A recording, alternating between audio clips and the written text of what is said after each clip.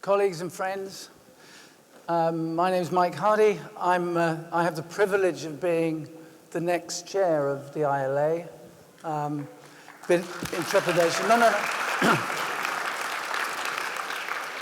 I think when I've been chair for a couple of years, you can then make a judgment and applaud, but not until then.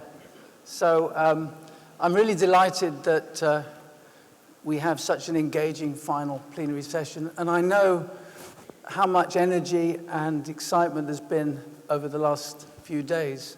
And we were looking last night at if I could find a word to sum it up from my experience. It's been quite intense, many sessions, many new friendships, and many renewed old friendships. And I thought, was it fantastic? Not really. And was it amazing? Which is a word often used by Desmond Tutu when he's in such circumstances. But I actually think it was magnificent, so that's my word. It's been magnificent because it's been greater than we expected in terms of its impact. I want, and I hope from my remarks, people will leave energized, but recalling that we haven't finished anything. We've only just begun. We've opened up new doorways, new pathways, which we should continue down. The comments that I have are very few, and I just wanted to set the scene for this final session, if I can get it to work. And I've been asked to look at looking forward, which seems reasonable, and I'm not doing very well with my technology, and mobilizing our new mission, the refreshment of the way we think about how we advance leadership, knowledge, and practice for a better world. And we can wordsmith all we like, and I wanted to focus very briefly in 2 or 3 minutes on what I think this means and what challenges it brings us as we continue the journey of the ILA and as we continue the journey of our commitment to this area. I want to remind everyone that we are live streaming. I've got a very overactive. We're live streaming, so I'm going to pause to wave to William, who's my grandson. I do so unashamedly because, you know, I've learned more from my grandson than I ever imagined was possible in the short time. He's my best friend. And one of the things about our relationship is something that I've taken to my professional work on a daily basis. And that is, wouldn't it be a better world if the relationships we had were not always based on judgment? And the relationship I have with my best friend, William, is not based on judgment. It's based on shared exploration, sometimes common ground, but not always, on respect, on mutual, reciprocal conversations. We talk all the time as we're jumping into puddles and as I get into trouble with his mother. In our revised thinking, we had the audacity, some would say arrogance, to talk about a better world, that we should mobilize the resource that we've corralled together within the ILA, and will continue to grow if we have any success in our strategies. And we want to mobilize that and help resource a better world. And it's quite arrogant and audacious to do that in a sense without then exploring what we mean by a better world. But sometimes it's quite helpful just to think with humility that our world can get better. And of course it can, as we know it will. So the 3 things I want to leave you with in this is my call for action. And this is, if anyone asks, what you'll be doing over the next period as chair. The first thing I'll be doing, I have to say, is trying to live up to the standards and to the amazing contribution of the current chair, Kathy Tyler-Scott, who's an amazing person, a very good friend, and in whose shoes and on whose shoulders I need now to step up and stand. So thank you, Catherine, for the work that you've done.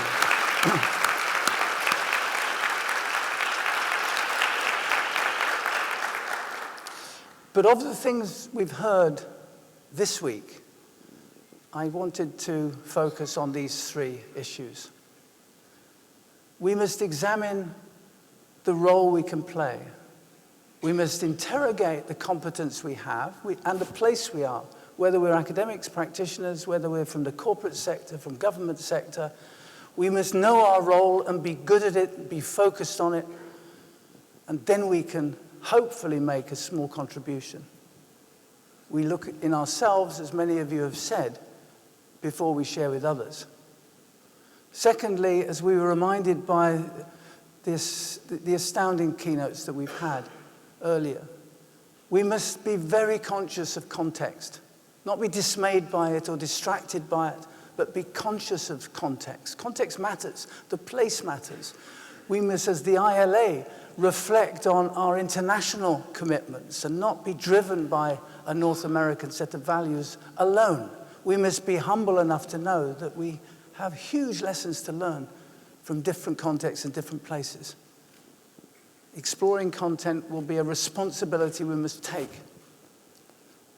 And thirdly, we have to move quickly into what I'm calling deliberative action. Not accidental things that we do as a consequence of bouncing into good friends or others' practice that we like, but quite deliberate action that will make a difference to the quality of lives of ordinary people. That's the better world that I see. It's a very difficult task, and we have to shake ourselves down through role, through context, and through a commitment to deliberative action. Only then, I think, will our commitment to mobilizing and advancing knowledge and practice of leadership for a better world. And I want to leave you with an image that I took. Some of you know I did a lot of work in the north of Ireland at a time of considerable stress. This is a bar, a public house on Montgomery Street, not far from the waterfront, in a place or context hugely divided with sectarian divides, and even now, in its peace, is not a peaceful place. It's a place full of amazing people and social capital. And one of the people there had written on the side of this public house for all to see, and it's a permanent thing, and when you visit, as you must, it's an amazing place, Belfast, you'll find it. And I think it speaks loudly, not just of that place or of many others, it also speaks loudly of the International Leadership Association, if I could be so bold. A nation that keeps one eye on the past is wise. An association that keeps one eye on the past is wise. We have an amazing legacy and a history, our foundation as the ILA. A very significant journey was started, and we're 20 years on. But a nation that keeps two eyes on the past is blind. And an association that doesn't adapt and absorb the opportunities in the future will also be blind. And a blind organization and a blind nation does nothing for the people whose lives we can affect for the better. It's a great picture, and it's an important reminder to me of how we advance leadership and knowledge and practice for a better world by keeping one foot very firmly in our experience past, but taking risk, opening opportunities, and taking chances. So thank you very much for those opening remarks. I'll finish briefly.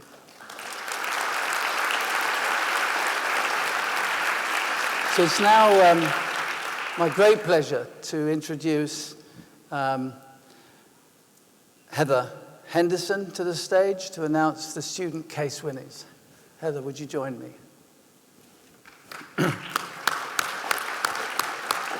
I'm going to let you do this.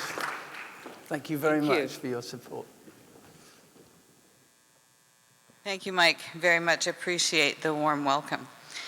I also am so excited to announce the winners of this year's case competition.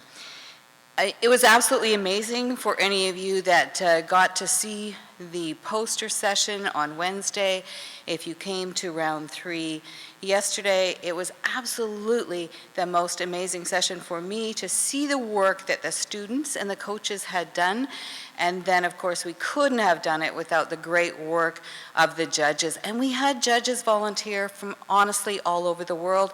not American-based, not based in Europe. The judges came from everywhere, and that was such a refreshing and wonderful thing to see as well. So thank you all. Not to take time away from presentations or announcing the winners, I'll look first to the graduate level and say that at round 3, in fact, our 3 finalists were all outstanding. In 3rd place was the University of Maryland. In 2nd place, Washburn University. And in 1st place, Christopher Newport University Blue Team.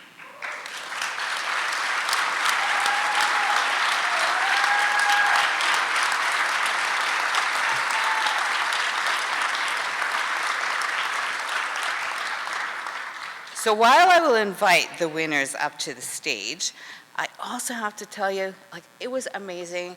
Tom Yanuzzi spent hours and hours and hours looking at the data. And you know what? In the end, we were just so close. The numbers just finally, I guess, told the story, but it was incredibly close. So Janelle Brown, Nathan Holtz, and Adam Stillbauer here to the stage.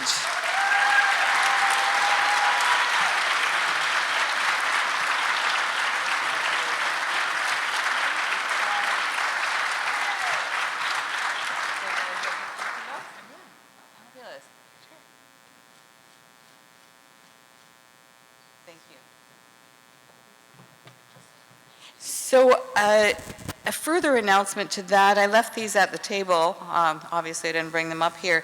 But the Academic Leadership Center out of Saudi Arabia, who was one of our sponsors, actually gave a gift for the top team as well. So a small memento that they can put up in their school to say, Yahoo, look at what we did. So big thanks to them as well. And way to go, undergrad teams and coaches.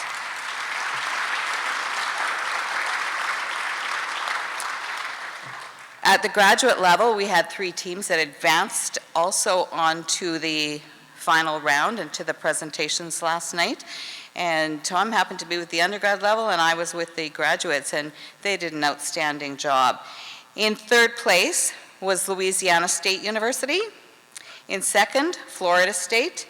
And in 1st place, Robert Morris University.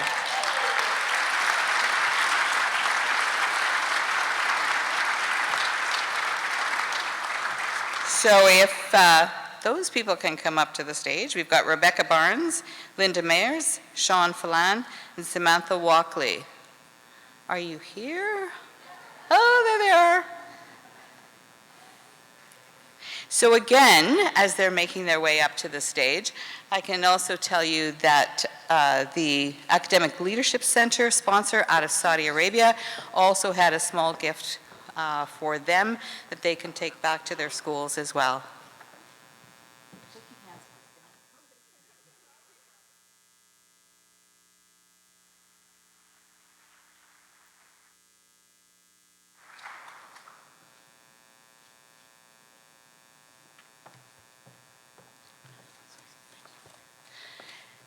Thanks again. I'll turn it back to Mike. And again, just a reminder that they all did a fabulous job, and teams, coaches, and judges. Remember, we couldn't do it without you. Thank you. Thank you very much, Heather. Thank you.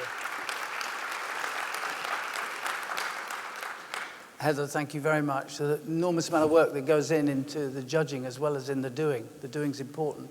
And it's now my great pleasure to introduce our plenary speaker, who's known to all of us. Barbara Kellerman is an innovator, a prolific author, amazing contributions now at the Kennedy School at Harvard University. We're so grateful that you've come and provide your words of wisdom and your counsel. Barbara's going to speak for a period, and then there'll be an opportunity for some questions and answers. And we've had a chat beforehand, and Barbara's going to handle the Q&A herself. I'm just going to regulate the time, and thank you so much, Barbara.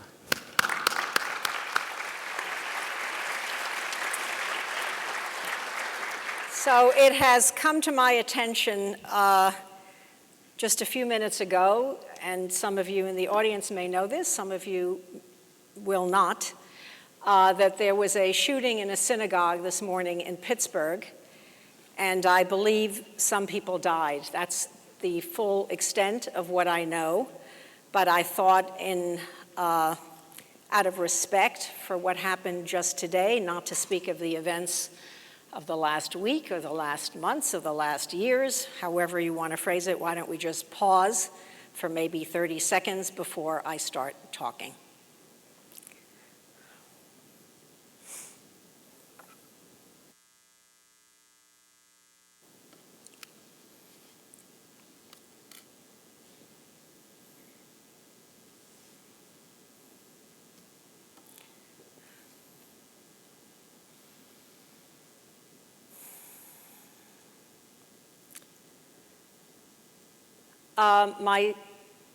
I will deliver some formal prepared remarks, and then, as Mike said, thank you, Mike, for the introduction, we will have, I hope, some time for Q&A.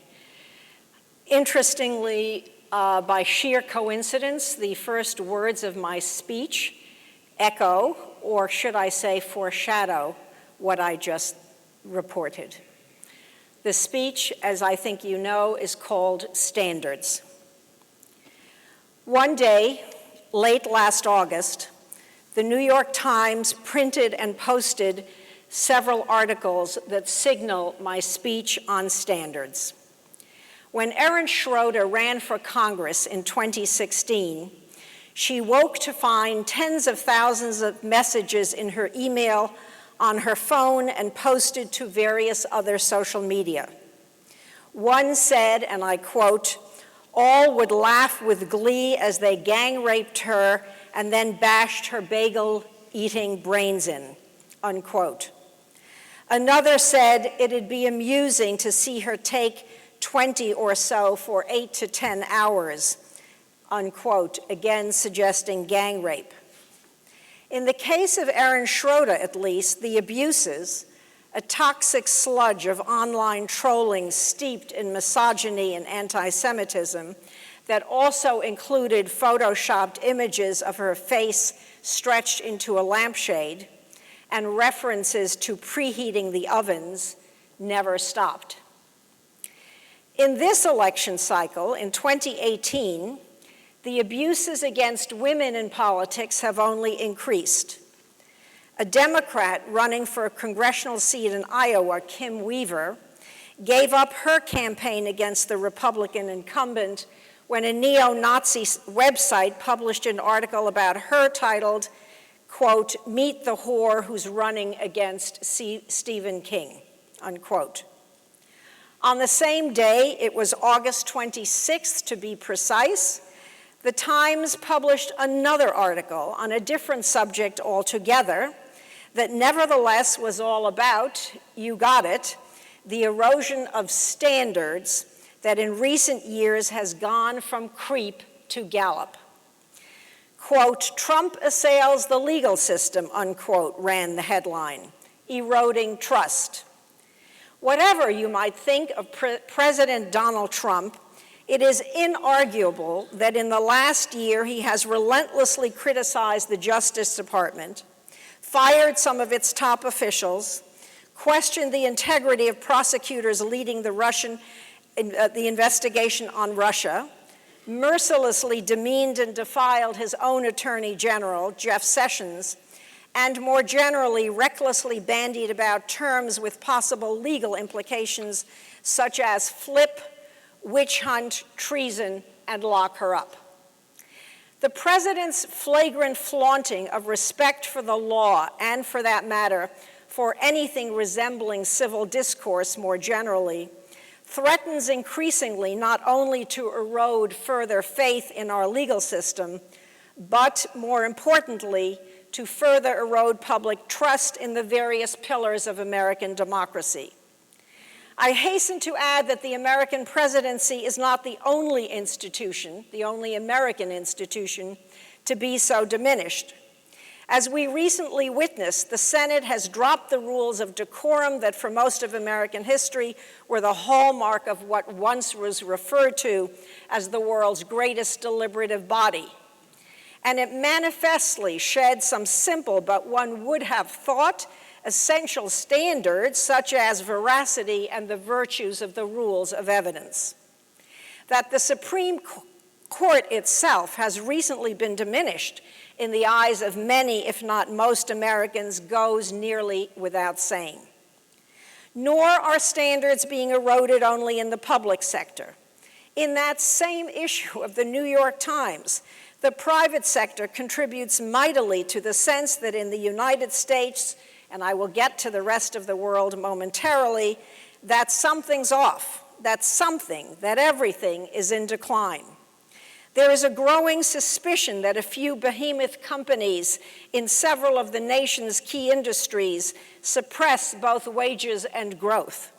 There is the growing suspicion that a few behemoth technology companies control too much of our individual lives and intrude on too much of our collective lives. And there is the growing suspicion that those few at the top see nothing wrong with their being infinitely better off even than those in the middle, not to speak of those at the bottom. Since 1978, the average American paycheck has increased 11.2%. During this exact same period, the average CEO's pay has increased 937%. Even the American dream has effectively vanished, or better, moved north to Canada. Moving from the bottom fifth of the income level to the top fifth is now twice as likely to happen in Canada as in the US. Nor, obviously, have standards eroded only in the United States. Again, in that very same issue of the New York Times was an article that described the Irish Catholic Church as being, quote, in tatters, that alluded to related wretched recent abuses uncovered in Chile, as well as in the United States, and that described Pope Francis, obviously, who was repeatedly reduced to voicing regret at the legacy of abuse in the Catholic Church worldwide.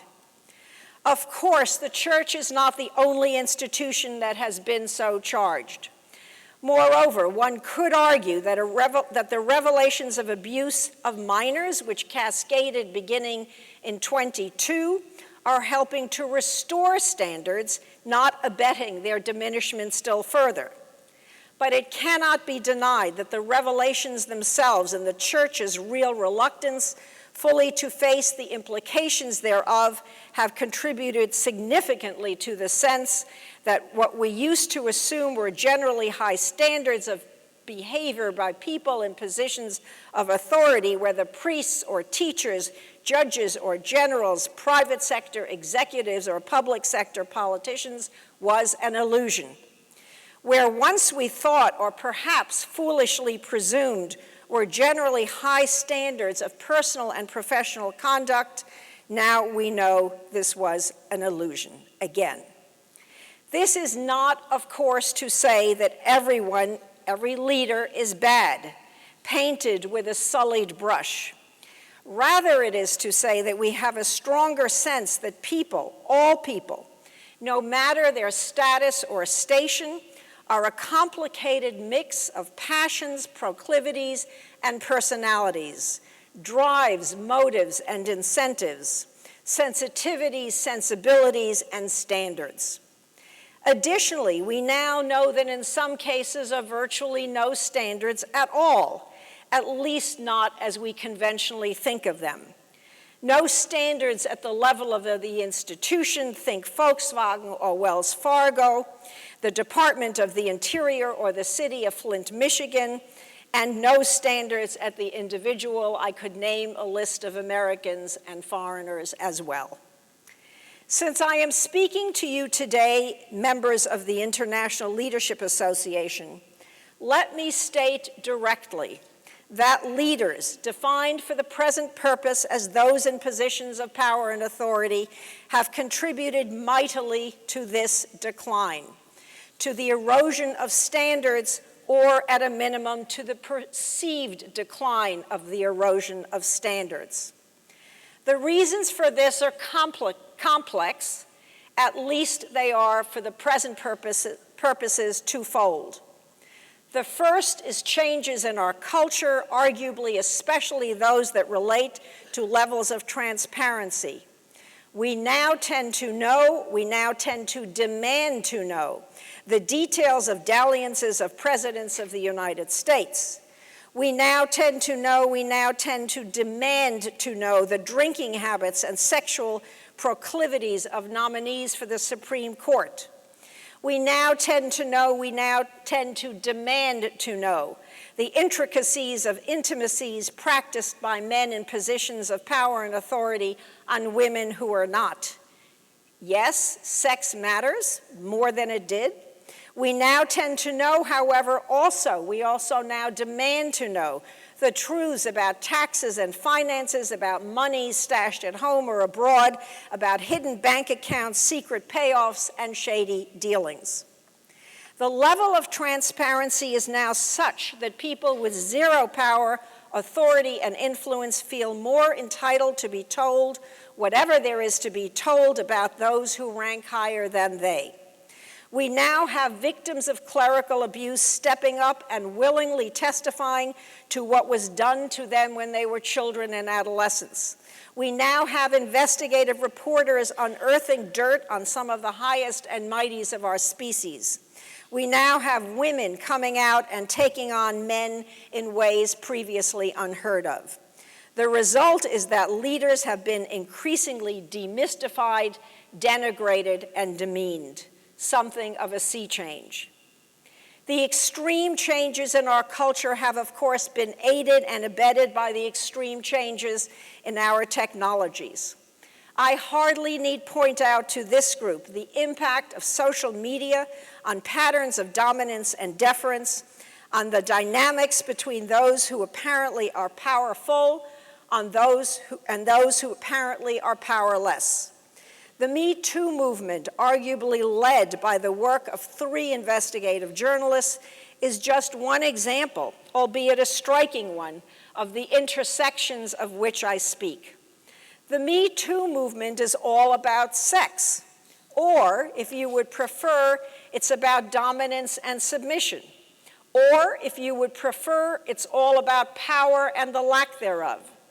It is, in any case, about the behaviors that went nearly entirely unreported for most of human history, but that have become only recently grist for our collective mill. The fact that sexual harassment and sexual abuse, along with other nasty proclivities, such as virulent racism, homophobia, and anti-Semitism, have to a degree been outed, certainly in the United States, is attributable to changes in the culture. But this outing would have been impossible absent the presence of social media, a technology that has enabled, indeed encouraged, an uncontainable contagion. It is no wonder that in authoritarian systems, the suppression of the internet is arguably the highest priority. Sad to say that the severe erosion of leadership, the destructive, dramatic decline in standards, in the conviction that the U.S. is exceptional in its moral core, in trust in leading individuals and in the institutions that they profess to lead, has coincided completely with the rise of, the burgeoning of, what some of you in this audience know that I refer to as the leadership industry. The 2 axes intersect almost exactly. The decline of the one, leadership, intersects with the rise of the other, the leadership industry. I at least think this must, or at least this should, give us pause. I am not, of course, suggesting that the leadership industry, of which virtually every one of us here in this room in attendance in this room is a card-carrying member, is responsible for this decline. What I am saying, though, is that manifestly we have been unable to stop it, to stem the tarnished tide. We in the leadership industry continue to do our thing, while the context within which inevitably we are embedded testifies to the inability of leaders, most strikingly and sadly in liberal democracies, to make followers feel that they are being led wisely and well. While leaders in other sectors are, as I've indicated, not immune, the decline of political leaders in liberal democracies, especially in the last 5 years or so, has been especially painful to witness. Nearly no nation has been immune to the trend. The US, as an example, under Donald Trump is obvious. Great Britain has struggled, is struggling mightily to its indefinite detriment with the question of how to manage Brexit. France's Emmanuel Macron, just 18 months ago, widely perceived as a boy wonder, has endured a strikingly rapid and dramatic decline in his approval ratings. Angela Merkel, for years a stalwart of Western leadership, is manifestly on the wane and on the way out. Sweden, in most of our eyes, a paragon of Western virtues, is enduring a crisis of governance and confidence. Europe's eastern countries, such as Austria, Hungary, and Poland, have had their democracies put to the test by shifts toward populism, nationalism, and some would argue flat-out authoritarianism. In our own hemisphere, Brazil and Venezuela testify how close we are to dangerous various precipices. And nations that less than 10 years ago had shown signs of loosening the reins of authority, nations such as Russia, China, Egypt, and Turkey, have in more recent years reverted again to tightening them. Each of these countries, and then some, are more impressive and oppressive and repressive than they were a decade ago. Standards of human decency, of human rights have not ascended, they have descended. Which brings us inevitably to two hard questions. The first is general. How and why during the last decade did we arrive at this sorry pass? As I suggested, larger forces are at play here, such as changes in culture and technology. There is additionally the overarching trajectory of human history and the various cycles of history to which I often in my teaching and writings refer. The second question, though, is specific. What has the leadership industry, specifically those of us deeply dedicated to a well-intentioned association such as this one, the International Leadership Association, on this occasion justly celebrating its 20th anniversary, done to address the deep, steep decline in trust in what we might broadly call the leadership class? What, in other words, have we putative leadership experts, contributed to the improvement of the human condition during a time when leading in liberal democracies, indeed leading everywhere, seems more complex, complicated, convoluted, and confounding a task than ever? How have we in the leadership industry, we in the International Leadership Association, been responsible, been accountable? I do not for one moment question the proposition that as individuals and in groups, those of us in the International Leadership Association have done good work. What I do question, though, is whether the work that we have done is good enough. What I do question, though, is whether the good work that we did do is being adequately disseminated and actually implemented. What I do question, though, is whether as individuals and especially as a collective, we have done enough to address the decline in standards to which I here refer. What I do question, though, is whether we have taken a good hard look at the work we do as a critical mass of experts, leadership professionals. What I do question, though, is whether there is more that we can do, more that we should do to elevate leaders in the eyes of their followers. What I do question, though, is whether there is more that we can do, more that we should do, to raise the standards to which leaders are held. What I do question, though, is whether all of us, including those of us putative experts and educators in this organization, the International Leadership Association, have done the very best we know how to help leaders and leader learners do better. Let me provide just one quick and I think telling example. My colleague and friend, Denny Roberts, recently brought to my attention, after, I should add, I crafted most of this speech, the fact that in 2012, the board of the International Leadership Association was presented with a white paper that called for, and I quote here, more conscious attention to both legitimacy and accountability of leadership as a field of study within higher education. This white paper, which I have now had a chance to read, is a smart, serious, and sensible attempt to apply standards to leadership learning, standards that include steps such as internal program reviews, external program reviews, certification, and accreditation.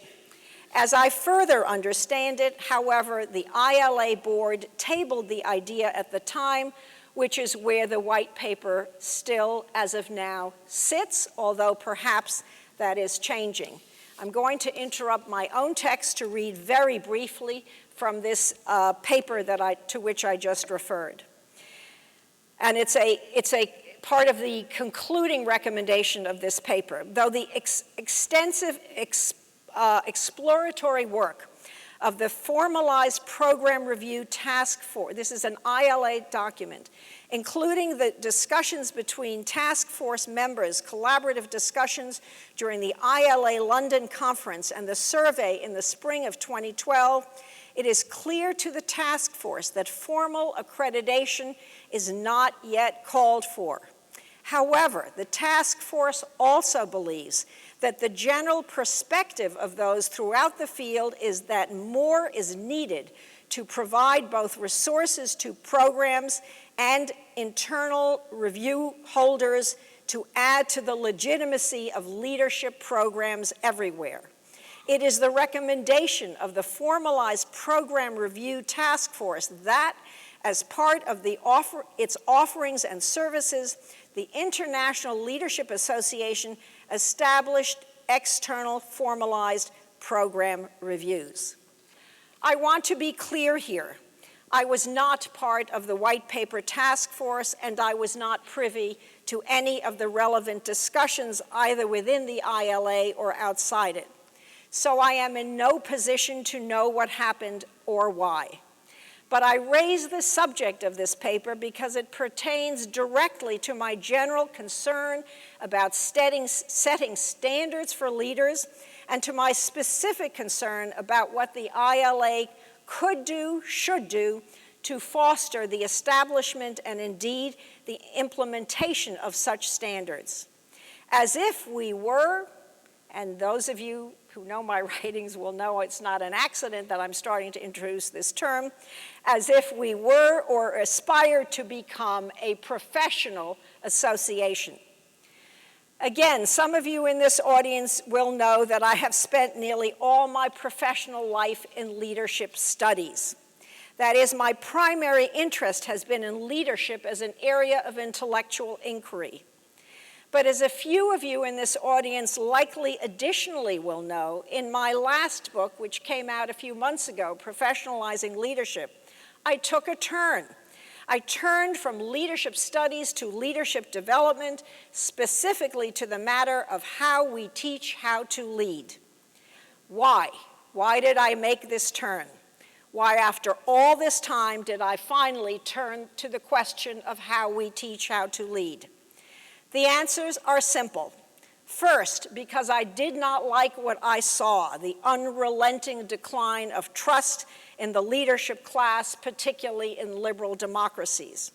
Second, because I did not like what I saw, the failure of too many of us, leadership teachers, leadership administrators, leadership facilitators, leadership coaches, leadership consultants, leadership, you name it, to raise that is our game, and to insist that other leadership experts and educators do the same.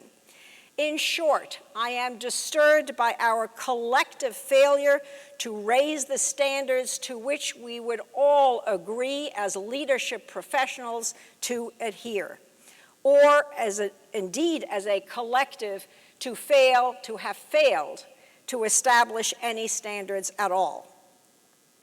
I will not here reiterate the argument I make in professionalizing leadership.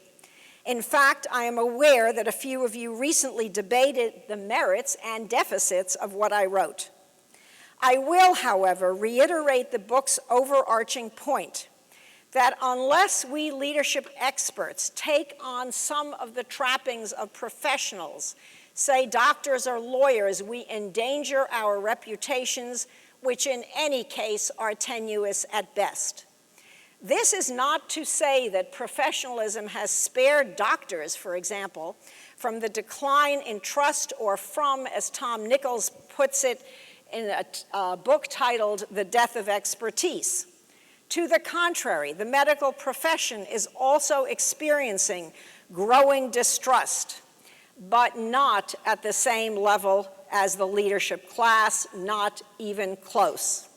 Moreover, while our level of trust in doctors has absolutely declined, most of us do not hesitate even now to go to a medical professional or with a medical question or concern. We know that generally our doctors have been well educated and well trained, and that throughout their professional lives, most will be required to continue to learn. And so generally, we deem them both reasonably ethical and reasonably effective. Leaders, in contrast, the military being a major exception to this general rule, are not required to present even a scintilla of evidence that they have been educated to lead or trained to lead or developed as leaders.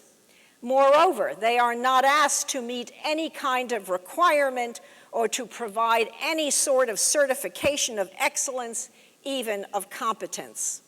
Ironically, we do typically require evidence of competence not only from our doctors and lawyers, but from our hairdressers and truck drivers, from our dog groomers and coal miners and daycare workers.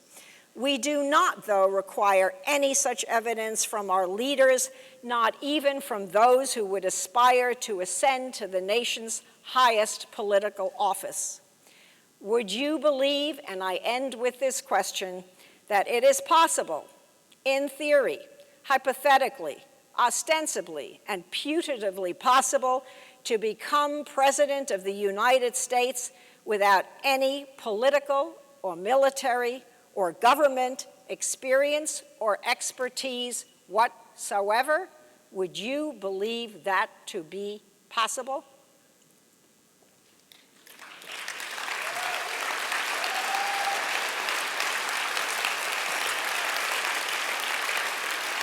So, should I take the questions?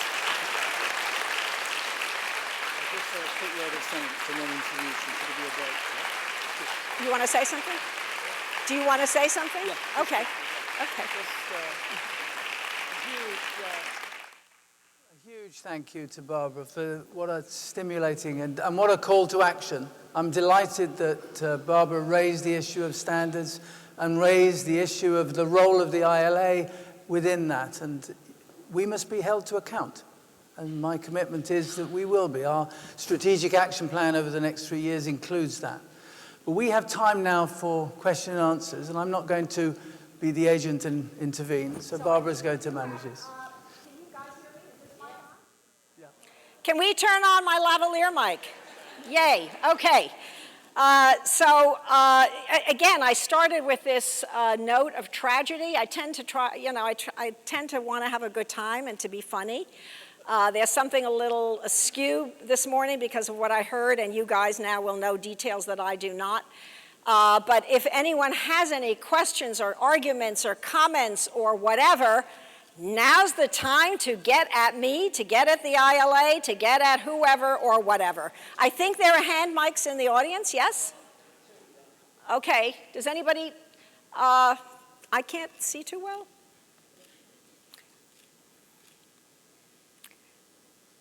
No, you're not telling me that not a single person in this room. Even if only to like criticize me, nicely by the way, you're only allowed to criticize me nicely. Barbara, thank you. This was quite a call to action. I do want to raise something that's a part of what you asked. I'm another Barbara, Barbara Crosby. You talked about this age of transparency. Yes. Do you have thoughts about how we better prepare the people in our leadership education programs to live a life of transparency that's susceptible to this kind of observation? Yeah. In other words, if everything was transparent about them, it would be okay. Look, Barbara, here's my answer to that question. If we knew how to do that, if we knew really how to teach people to live a good life, we would have done so 2, 3, 4, 5,000 years ago. I have to be careful in this group because I know that in most leadership programs, ethics plays a very big role. And I do not demean ethics. I'm a believer in good ethics. I think ethics are nice and good. But let's get real here. We don't know exactly how to teach them, how to raise good people. There's been a huge amount of research on, for example, in World War II, why were there a small number of people who resisted the Nazis? When they were interviewed, they would typically say, you know, I didn't think about it, I just did the right thing. But they were not raised any differently. It's not as if religion played a huge role or education played a huge role or their parents. We simply don't know, Barbara, how to train people so that transparency wouldn't harm them. I guess I would say the biggest favor we can do, and it's why I believe in the trilogy and in this order of leadership education, leadership training, and leadership development. In other words, I believe that I've come to believe, I didn't used to think about this, but I do now, as I said, I believe that leadership education is the absolute foundation on which all leadership learning should take place. And in that leadership education, if we get people to understand intellectually, viscerally, that they are now going to be vulnerable to the transparency that you addressed, maybe that will serve as some kind of control. It's a little early yet to tell, but I think it's at least possible. And if there's a more magic solution than that one, alas, I don't know it. But that's a great question. I see some hands here. We need a mic. We need some mics down here. It's a big room, so. All right. Oh, you got one. Sorry. Hi. Yes, Barbara, it's Willie Donaldson, and we spoke at the INCOSE conference a while ago. Yes. And I'm struck, I'm a systems thinker, and I'm struck by the statement that the system's perfectly designed to get the results it's getting today. So our political systems are designed to get the discourse we're getting today, our business systems, et cetera. You wrote a wonderful article about that, about leadership as a system. Would you comment on that and how we change the system, not just the leadership in it? Yeah, well, thank you very much for the question. That allows me to give you an answer. I have permission to give you an answer. Yeah, those of you who were in the follower panel yesterday that had originally been organized by Ira Chaliff. Thank you again, Ira, if you're here. Know that I never, ever, ever, ever speak anymore about leadership. I always talk about the leadership system. People are going to be sick and tired of hearing me say it, but I give equal, it is not to diminish the importance of the leader.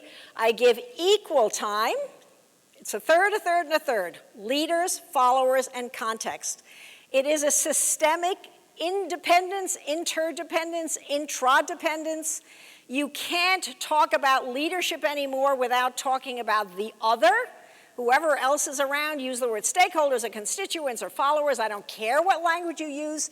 But do not look at Donald Trump, to use this ghastly example, if only because it's so damn ubiquitous, but what the hell. You can't understand Donald Trump without understanding the cheering throngs behind him. You can't understand Donald Trump without understanding the Republican Party in Congress. How do you understand Donald Trump without looking at how Republican senators and Congress, members of Congress have behaved in the last year and a half?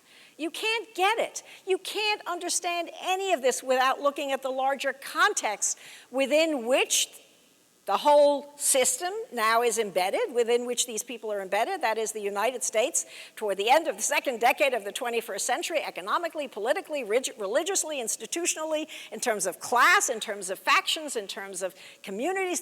You need to get it all. Leadership is much, much more complicated than we like generally to think, but it's also simple if you think of it in terms of leaders, followers, and context, and endlessly rich.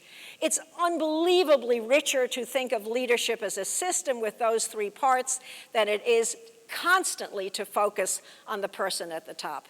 And it's also irrelevant because the person at the top simply in no way has the power that he or she used to. And if you'll permit my little hobby horse, since everything is connected to everything else, it explains the rise, not just the decline in liberal democracies, but the rise in authoritarianism is precisely because followers feel emboldened now in the ways they did not in the past. So these people under Xi Jinping or Putin or Sisi in Egypt or Erdogan, they correctly get, they've read their Machiavelli.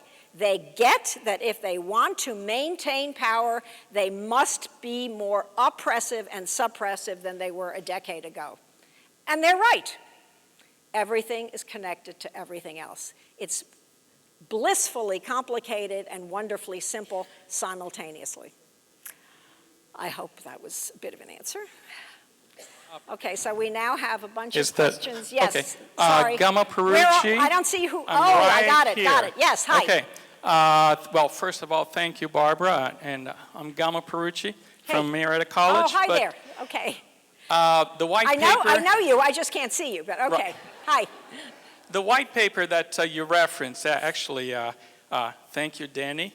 We'll talk later.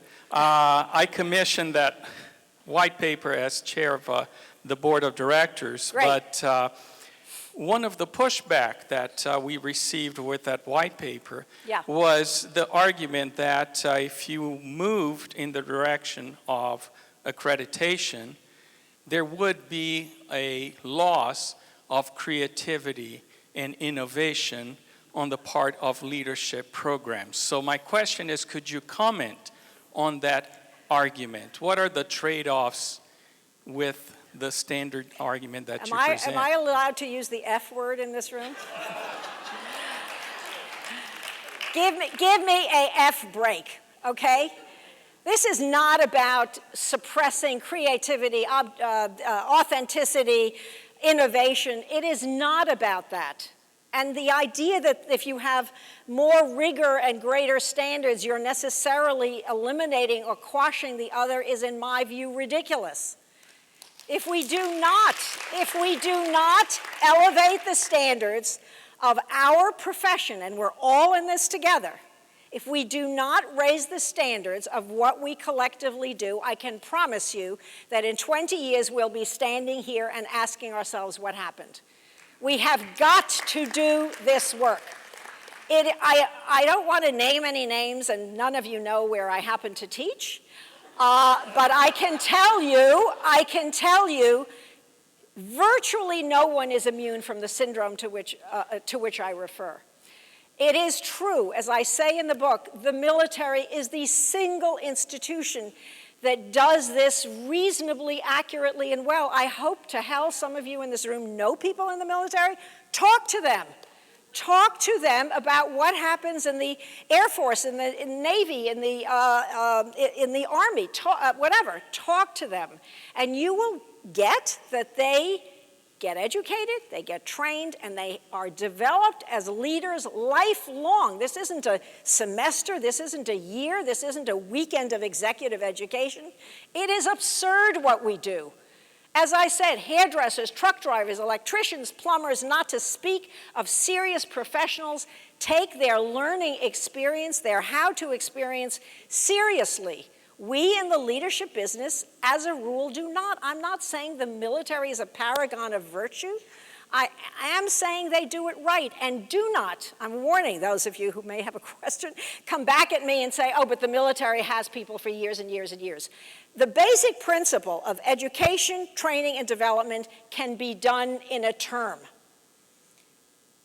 It's not as if you need people for years. You can develop a model that provides a hell of a lot more than we do now, and you can make sure that at the end of this process, you have some proper way, if not of measuring, because that's damn hard to do, the assessment issue, but at least of certifying in a serious way that this person did good work. And if you can't certify that, then the term leader becomes completely and absolutely meaningless. So I hope Gamma didn't kind of get carried away here, but I feel fervently that this, oh my God, we need to be creative, has been the enemy of the good. I do. That's my own opinion. It doesn't mean I'm right. It means it's my opinion. Okay, we're going to take 2 more questions. Yes, hi. Hi, my name is Leah Seaman. I'm from Marietta College. I'm an undergrad, sophomore leadership student. So if you're an undergrad, you can't speak. I'm sorry. Okay, I'll sit down. Go ahead. So I'm a baby in the leadership field, and in my leadership class, my professors are here. They're going to be very proud of me. I learned something. In my leadership class, we've been studying trait theory, behavior theory, and the strengths and criticisms of those theories. One of the criticisms of those theories is that there's no actual definition of what traits, behaviors, skills make up an effective leader because humanity is so diverse, everyone has so many different opinions. So my question to you is, how are you going to define what an effective leader is if everyone's opinion of an effective leader is different? I do not support Donald Trump. I do not believe he is an effective leader in certain aspects. But a follower of Donald Trump would argue with me and say he is. So where is your standard to begin from? Great question. Thank you very much. Oh my God, wait a minute. Her question gets more applause than my speech? What the hell is this? It's a very good question. So the leadership field, as most of you in this room will know, is bedeviled by the issue of language. It came up yesterday in the follower panel. People hate the word follower. Other people go, okay, it's the natural obverse of leader. So here is what I tell students, and I tell anyone who cares to listen. The word leader alone, setting aside the words that you mentioned, has whatever, 400 definitions, 300 tons of different definitions. All I tell people is that they should, by the way, that is both exhausting, all these definitional issues, but it's also very freeing. So you're a serious student of this. You come up with your own definitions. All you need to do when you're speaking or communicating in writing is tell the reader or the listener how you're using the word. So the word leader, let's just take that. It generally has the adjective in front of it good, like I'm learning how to be a leader, meaning I'm learning how to be a good leader. I see the word leader as totally value-free. Some leaders are good, some leaders are bad. All it requires is explain to your audience, whoever that audience is, how you are using the language, and then God bless you. Nobody can argue with you because for every definition, there's another definition that is in fact quite different. So go for it. Feel free to impose your own definitions on the language you use. That is at least my answer, and it's very hard to argue with because there are so many choices. Okay, I see some other hands raised. I think we're going to do one other question. Yes, do you have a mic? Okay. Last question. Is it very smart and very interesting and very good? Well, I mean, we need a great question. Yeah, you're raising the standards for me. Okay. Touche, very good, yeah, touche. Yeah. Very good, very nice. I always love, your interventions. They are provocative. One of the, I love ILA. One of the concerns that I always have ILA is that it's pretty much the body of energy scholarship is pretty much European and North American. And we are an international entity. So in the context of the rest of the world and standards, I'm a former many years ago director of community health promotions. And I went through accreditation, and innovation and creativity is one of the pillars of any accreditation. So while I'm supportive, I'm starting to think, how does context for the rest of the world would work here? Because pretty much here, we have a core challenge of trying to diversify and make this entity, this body, really international. So how would standardization or accreditation really work in a global context? Yeah, I honestly do not, I'm not saying this is easy and that it can be done in a day, but high standards are high standards. And again, this is not about not admitting innovation and creativity. Innovation and creativity can be part of the standards. I'm just saying, set some standards. Do something so that people know this is an association that stands for minimum conception of what is good, what is able, what is reasonably ethical and reasonably effective.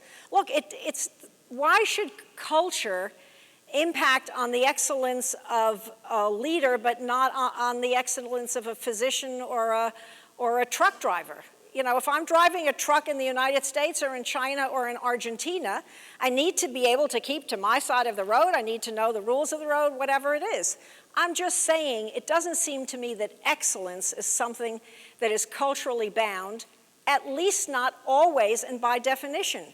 And this conception, and I should really let Gama answer this question, of excellence, I have no doubt that it can be sensitive to the issue that you raise. I get it. You're right. I said earlier, I'm a huge believer in the importance of context, but I don't think that context or culture transcends being reasonably ethical and reasonably effective. And that's all I'm asking, that we develop, that we have a way of making sure that when we approve that somebody graduates, or whatever the right word is, completes a leadership program, we have some way of indicating to them the rough equivalent of the Hippocratic Oath. Do no harm, be reasonably ethical, and be reasonably effective. And that's the standard that I'm talking about. And I do not think that basic standard is context specific, at least not, again, in my view. So thank you very much. And thank you, Barbara. Thank you, Barbara. Great. So I want a very special thank you for a very special intervention. Provocative, challenging, but genuine. Thank you very much. Thank you. I'll get my your papers glasses in a later. minute. Thanks. Yeah. Thank you.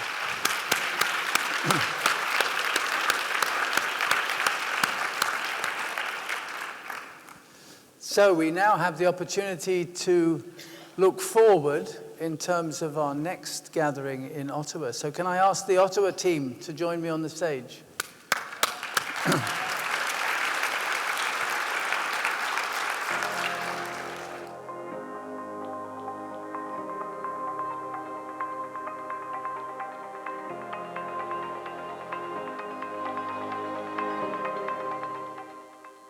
Hi, my name is Ingrid Richter. We're thrilled to be welcoming you to Ottawa for next year's conference. We love our city and can't wait for you to experience this G7 capital and all that it has to offer. With a population of 1.3 million, Ottawa is the political heartbeat of Canada. We have a large concentration of policymakers, government leaders, national associations, and direct access to 130 embassies. We have a brand new state-of-the-art conference center located in the heart of downtown, which makes access to fantastic restaurants, galleries, museums, and shops just steps away.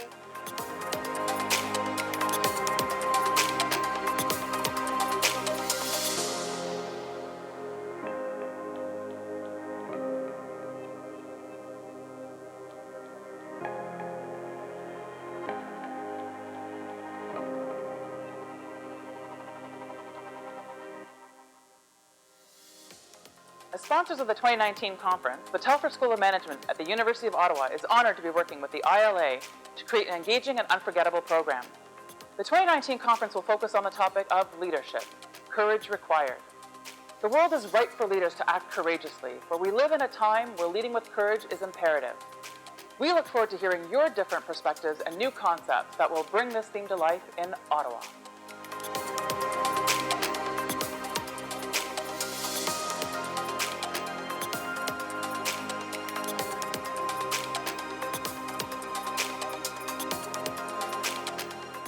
Hi, my name is Glenn Orsak. It takes courage to bring on change. We invite you and your colleagues to create and submit thought-provoking, inspiring workshops and conversations that will motivate us as leaders. Join us, challenge our thinking and our practices as courageous leaders. Picture yourselves in 1 year, attending another remarkable ILA conference and meeting new and old friends in another beautiful setting where conversations about courageous leadership will inspire your own courageous leadership journey. Nous sommes ravis de vous accueillir l'année prochaine à Ottawa. See you next year in Ottawa, Canada. Come see where leadership lives.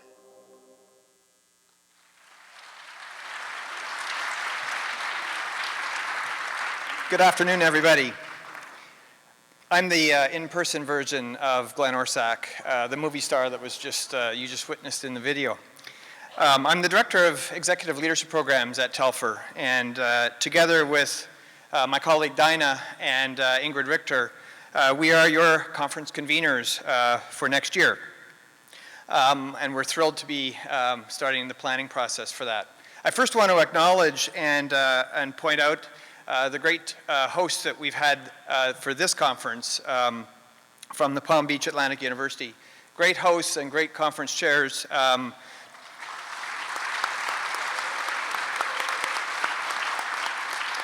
Truly set a standard for next year, and now we must, Dinah and Ingrid and I and the whole group of committees must exceed that standard for next year, and I know we can and we will. As we stated in the video and as I'm commenting, we have now got our feet wet and have started the planning process and are both thrilled and daunted by that concept. But we have met so many people this week and have so many great ideas that are already coming forward for next year. Great sources of inspiration for what I know we can do next year. So I can't wait to see you next year in Ottawa and to show you around our great city. It's one of Canada's gems, and we hope that you are planning now to come to Ottawa. Dinah. Thank you, Glenn. My name is Dinah Mazudis. I'm an endowed professor of ethics, responsibility, and sustainability at the Telfer School of Management at the University of Ottawa. And I'm delighted to be working with Glenn and Ingrid and the entire ILA team on putting together the conference program for next year. We are, as you know, the theme for the conference is Courage, Leadership Required. And I think as we've heard even just now and throughout the conference, all the different sessions and so forth, we've never lived at a time where courage is more required. And so we are thrilled that is the theme. And as was so eloquently put by Catherine in the opening plenary, we are living in this space between a time of no longer and a time of not yet. And we're kind of hoping that your proposals that you bring forward to Ottawa will maybe move us past that and into a place where maybe we're at almost there or a bit better so that we can fulfill the ILA mission of building knowledge and leadership practice for a better world. So the call for proposals opens on November 15th. That's in less than 3 weeks. We invite all of your bold ideas, your symposiums, your workshops, and all of that, all of your great ideas to come to Ottawa. And nous sommes vraiment très ravis de vous accueillir l'année prochaine à Ottawa. We are very happy to invite you to Ottawa, and we really do want you to come see where leadership lives.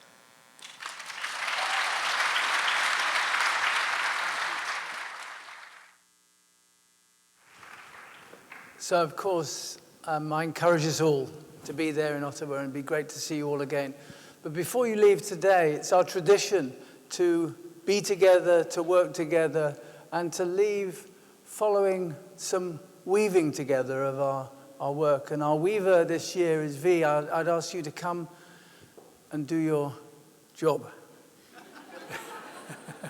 Thanks so much, V.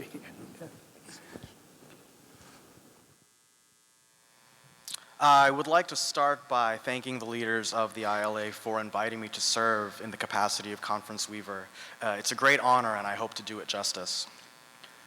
Conference weaving is a particularly difficult task because it positions one person as the spokesperson for the entire ILA community and requires them to articulate a common conference experience. The problem, of course, is that such a thing does not exist. The beauty and the challenge of a conference like the annual meeting of the ILA is that it's not one singular event experienced universally by all.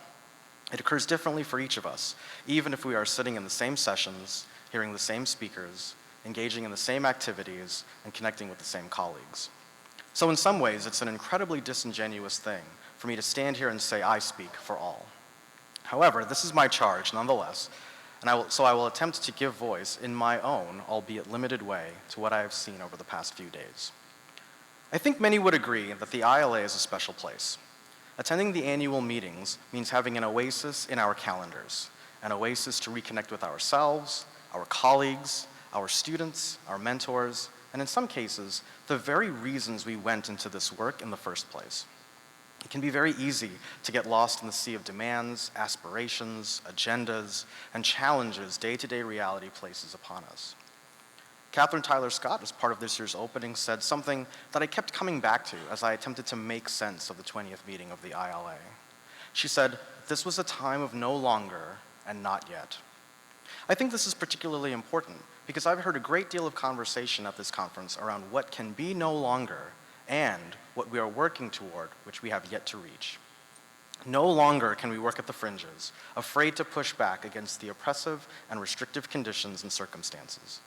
We can no longer be fearful to reach out to colleagues of different statuses, identities, beliefs, and life paths, or be self-effacing when confronting the challenges of today's society.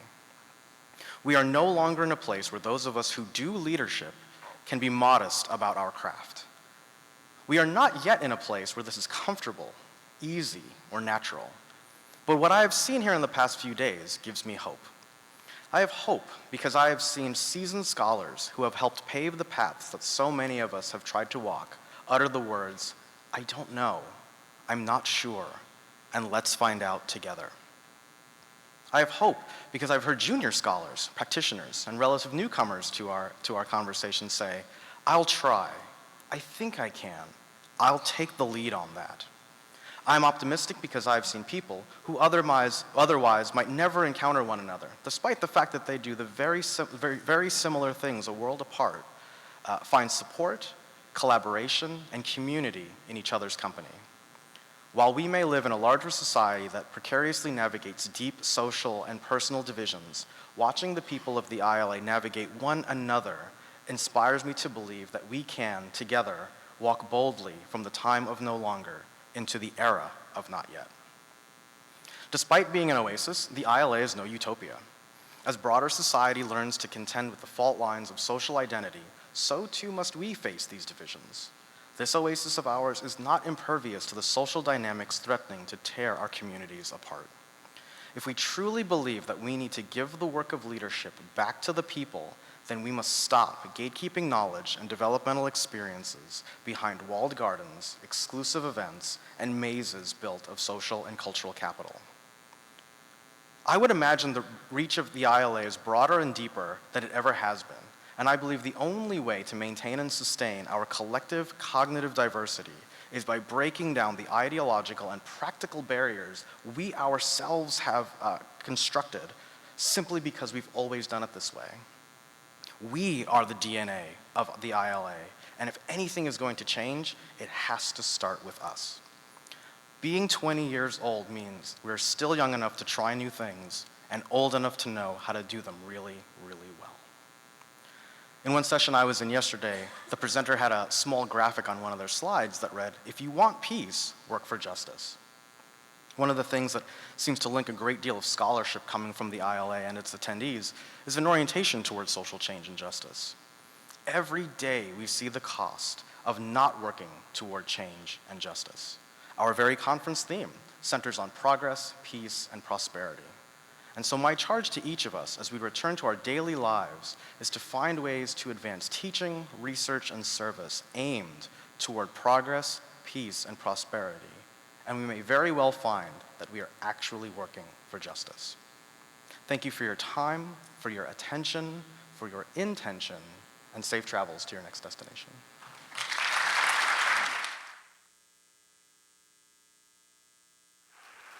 So, thank you, V, so much for those thoughtful words. And the last word must go to our dear friend and host, Greg. Thank you so much for everything you've done. Mike, you said